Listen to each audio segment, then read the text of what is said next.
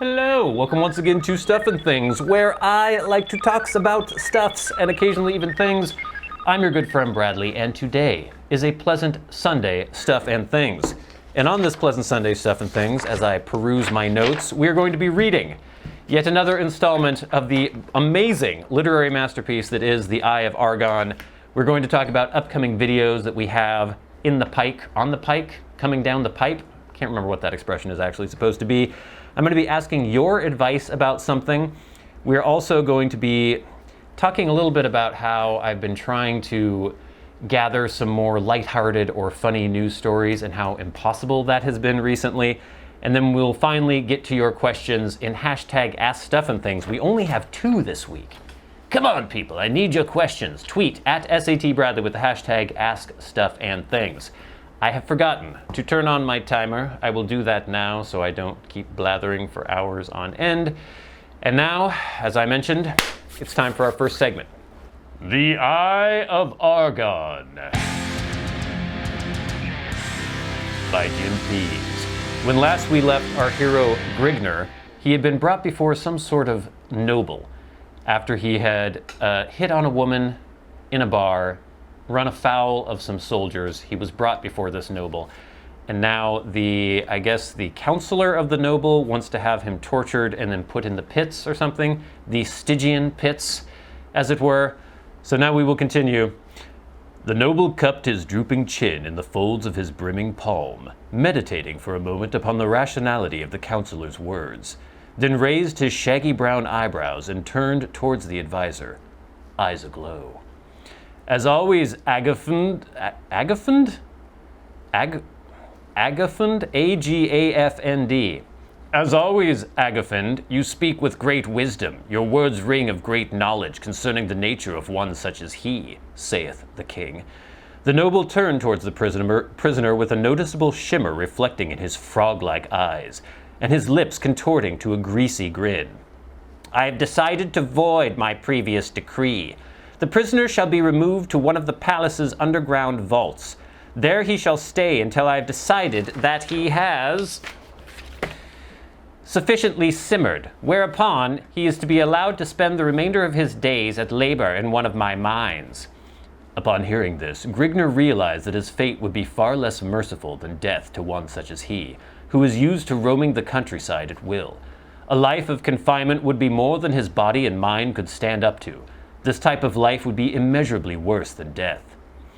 I shall never understand the ways of your twisted civilization. I simply defend my honor and am condemned to life confinement by a pig who sits on his royal ass wooing whores and knows nothing of the affairs of the land he imagines to rule.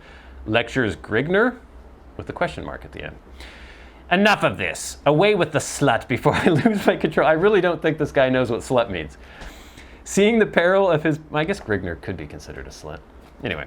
Seeing the peril of his position, Grigner searched for an opening. Crushing prudence to the sward, he plowed into the soldier at his left arm, taking hold of his sword, and bounding to the dais supporting the prince before the startled guards could regain their composure. Agafund leaped Grigner and his sire, but found a sword blade permeating the length of his ribs before he could loose his weapon. The counselor slumped to his knees as Grigner slid his crimsoned blade from Agafund's ribcage. The fat prince stood undulating in insurmountable fear before the edge of the fiery-maned comet, his flabs of jellied blubber pulsating to and fro in ripples of flowing terror. Where is your wisdom and power now, your majesty? Growled Grigner. The prince went red as Grigner discerned him... The prince went red as Grigner discerned him gazing over his shoulder. He swiveled to note the cause of the noble's attention, raised his sword over his head, and prepared to leash a vicious downward cleft, but fell short as the haft of a steel-rimmed pike clashed against his unguarded skull. The blackness, then blackness, and solitude. Silence, enshrouding, and ever peaceful, reigned supreme. Reigned is spelled incorrectly. Before me, there's a lot of incorrect spellings, but I'm not mentioning all of them. Before me, sirrah, before me as always, ha ha ha ha, nobly cackled. And that is the end of chapter 2. It seems that Grigner has gotten himself into a very sticky situation. Will he be able to extricate himself from the confines of the evil noble's pernicious grasp? in the next episode of The Eye of Argon.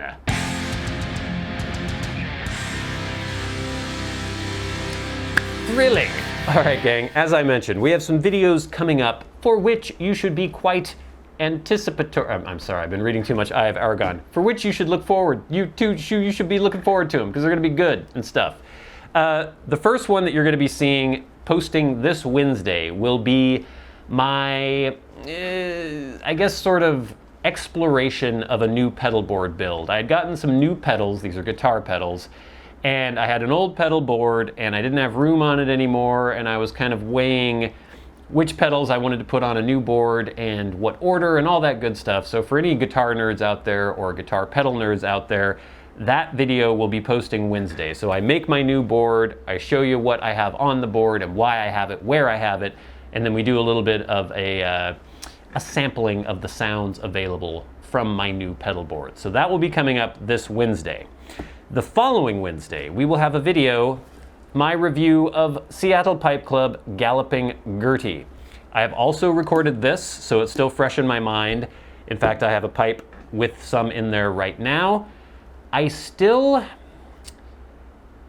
want to say I don't like it, because there are some interesting things about this blend, and I explore those in the review. But if you watch the first impressions video and you're curious to see how my opinion may have evolved over a week of smoking this blend, check out the review for sure. That will be not this next Wednesday, but the Wednesday after that. And then, as we are in the middle of a very cool series on Stuff and Things Plays, every Monday, Wednesday, and Friday will be new installments in the Bloodborne series. That's going really well. I'm really enjoying playing it so far, and I think the episodes have been really fun. I don't know why my voice cracked. I'm not lying. They've been really fun, so you should check out that series on Stuff and Things Plays. All right, so as everything has been crazy lately, since basically March, actually maybe even February, things have been all in flux, things are all weird. I'm kind of curious to ask your advice about something. My fiance and I've been told in the past that I should stop referring to her as my fiance because it's annoying.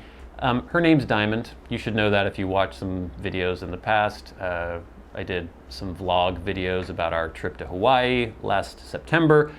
Diamond and I were planning on trying to go to a trip this coming September again. It's very important for her, and by extension me, because she really helps me get out of my comfort zone and do things that I probably wouldn't normally do, to go on a trip every single year. And even though, we're not rich, it's something that you can make happen if you really try to make it happen. So we really wanted to try to make another trip happen this year. We wanted to go to Japan, but when all this Corona stuff started happening, we decided that's such a big trip and it would take so much pre-planning that things were just too much up in the air for us to really commit to that, especially because tickets would be expensive, and then if you don't know where you can go and what you'll be able to do, we decided to postpone that. So now we're trying to think of places we can go, and again, so much of this is dependent on what happens in the next few months and whether or not things open up more and everything, but we were considering maybe Hawaii again, because we had a week there last year and it wasn't anywhere near enough, and it would be great to go back. There are some great deals on accommodation and tickets at the moment, because at the moment, if you go to Hawaii, you are not allowed to leave your hotel room for 14 days once you arrive there. So if you're on a 1-week trip and you go to Hawaii, you'll just be in your hotel for a week, and then you have to get back into the airport and go. You're not allowed to rent a car. It's very, very strict and very tight. So we are debating whether or not we should go ahead and book tickets, book accommodation, and hope that things change by the time it gets to September, or we're trying to think of other options. Probably not international. There's just too many unknown variables right now, but we want it to be someplace in the US, someplace tropical, someplace nice. Someplace different than the Pacific Northwest. So she was just visiting her family. Her mother lives in North Carolina, but they were in Savannah and then Tybee Island and places like that. So that's an option, maybe Tybee Island or Savannah kind of area. I was thinking of maybe somewhere in Florida, just someplace cool, someplace where you can go to the beach, someplace nice like that. So I'm curious if you guys have any options, any suggestions, place where maybe accommodations wouldn't be super expensive, but you could maybe be right by the beach. Again, I know this is all contingent on what happens with Corona, but in the meantime, it'd be cool to get your suggestions. I don't want to go to California. We were even thinking of maybe Texas, because my little brother lives in Texas, but I'd just be curious to hear if you guys know of any hidden gems, any great places that we could consider visiting in September.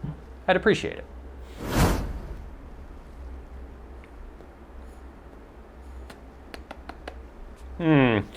So, as I was trying to prepare for this week's episode, I thought, okay, everyone is sick and tired of hearing bad news. Everyone is sick and tired of just being brought down constantly. So there's got to be some fun, like special interest, what's the word I'm looking for? What are the lighthearted news reports that they do on stupid cable news channels where there will be a dog surfing or something like that? Stories like that are just kind of weird, off-the-wall things that you might see in the news that aren't really being reported nowadays because everything is taken up by all the big things that are going on. And so I thought maybe I'll try to look for some stories like that and bring one of them to you, and we could have a nice laugh about it. Unfortunately, I couldn't find anything. I was looking through, just doing searches like weird news stories, funny news stories, and I was going to all these different sites, all the major ones, NBC, CBS, ABC, BBC, NPR. The only thing I saw was like Poland accidentally invaded the Czech Republic a little while back. There was some like military maneuver thing, and Polish troops crossed the border without realizing it, and then were preventing Czech nationals from going into a church that was in the Czech Republic, but Poland thought it was Poland, and it was fine. Everyone was just like, oops. And then the two countries sort of got together and said, actually, this is our country. And they said, oh, sorry, our bad. And then they left. Wasn't that exciting, didn't really find it that interesting, but I really do feel like the media is so obsessed, and some people will say rightly, I say that the media tries to feed panic and feed discontent because it means that more people watch the news and click on news stories, so they have a vested interest in making things seem as horrible as possible, and they seem to be ignoring any of the fun little slice of life kinds of stories that might be out there. So if any of you know of anything amusing, and I mean like universally amusing, not something that is maybe a gotcha kind of story for a particular side or group that you don't agree with, nothing like that. Just something that is universally fun and amusing and something that everyone can enjoy. I would love to hear it, and then I could maybe present it to everyone else on Stuff and Things, Sunday Stuff and Things. Forgot the name of my show for a second. So again, I'm asking you for help, you for suggestions, and I would appreciate it. Or maybe if you know of like a good compendium, a place that would gather those kinds of stories that I could peruse, that would be great too. And now it is time for hashtag Ask Stuff and Things. This is the part of the show where you ask me questions and I answer them for you every Sunday. If you would like to ask me a question, you can tweet at SATBradley with the hashtag AskStuffandThings, and I will do my best to answer you. Also, if you are a Patreon supporter, you can ask me questions there. I do appreciate the support on Patreon. Thank you very much.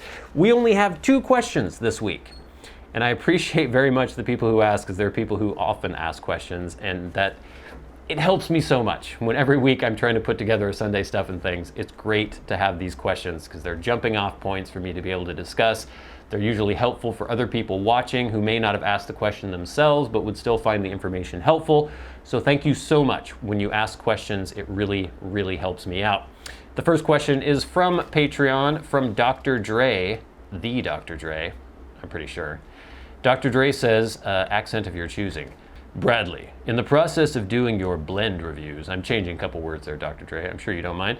I seem to recall that you spend a good portion of your week sampling the blend throughout the week to get thorough experience for your review.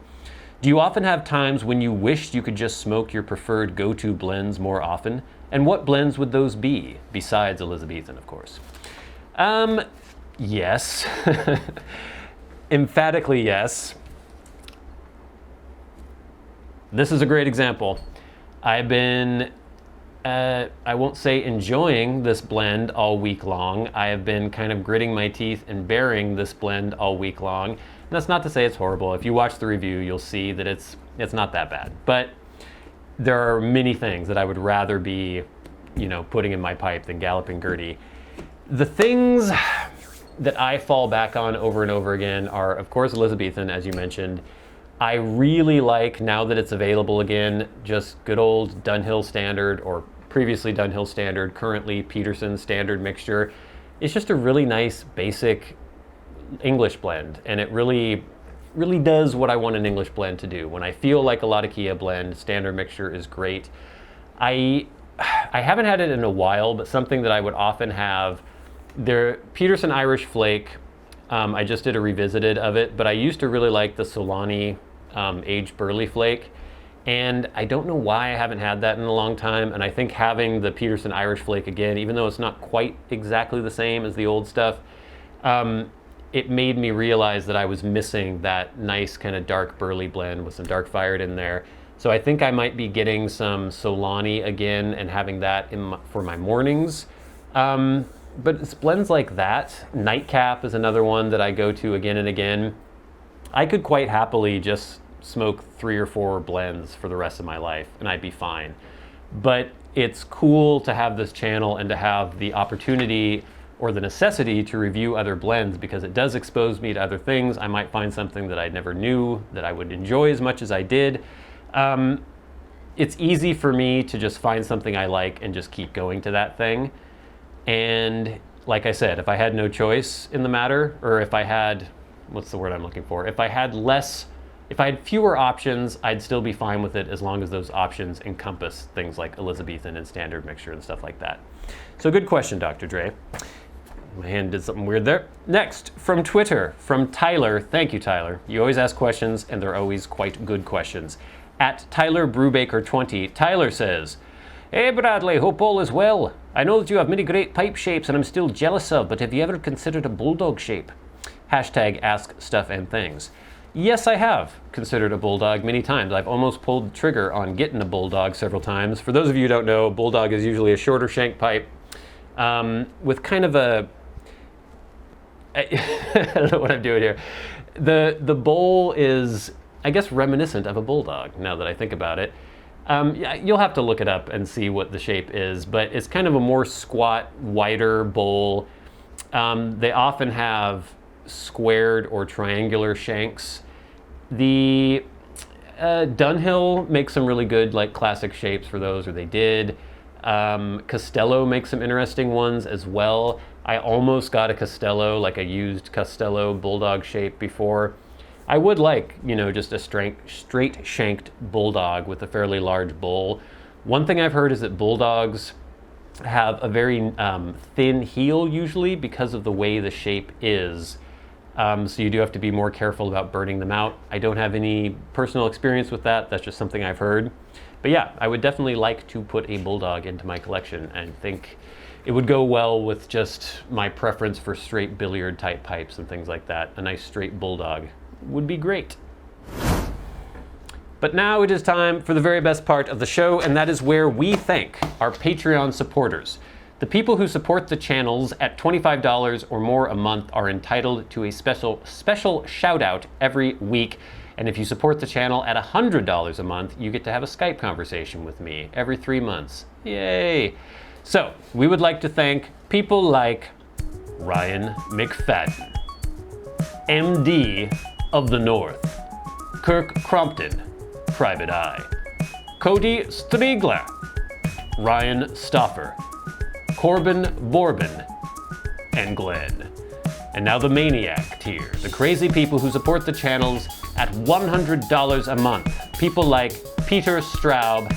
Thank you so much, Peter. I hope you're doing better. And Bob Magee.